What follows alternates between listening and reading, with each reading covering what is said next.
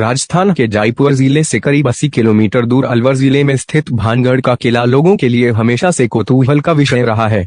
इस किले से कुछ किलोमीटर की दूरी पर ही सरिस्का नेशनल पार्क स्थित है। किले में कई मंदिर भी हैं, जिसमें भगवान सोमेश्वर, गोपीनाथ, मंगला देवी और केशव राय के मंदिर प्रमुख मंदिर हैं।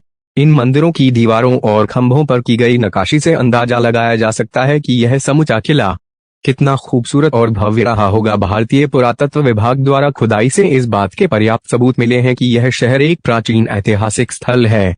फिलहाल इस किले की देखरेख भारत सरकार द्वारा की जाती है।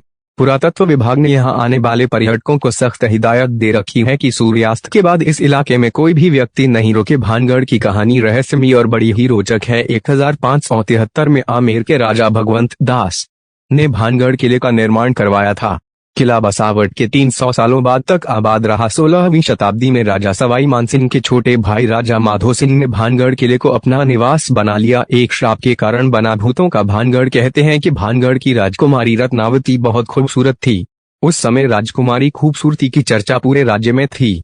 कई राज्यों से रत्नावती के लिए विवाह के प्रस्ताव आ रहे थे। उसी दौरान वो एक बार किले से अपनी सखियों के साथ बाजार में निकली। बाजार में वे एक इत्र की दुकान पर पहुंची और इत्र को हाथ में लेकर उसकी खुशबू सूंघ रही थी।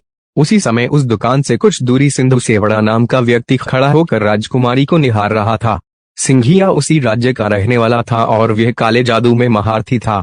कथित रूप से राजकुमारी के रूप को देख तांत्रिक मोहित हो गया था और राजकुमारी से प्रेम करने लग गया और राजकुमारी को हासिल करने के बारे में सोचने लगा।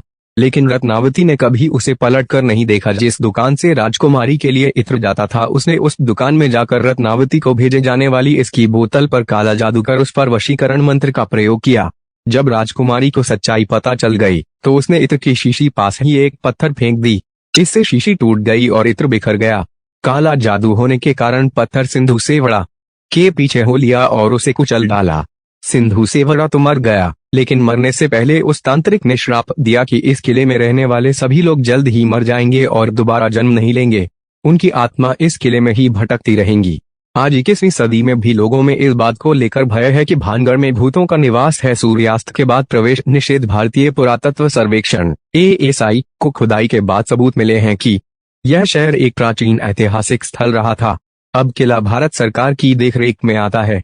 किले के चारों तरफ archaeological survey of India ASI की टीम मौजूद रहती है।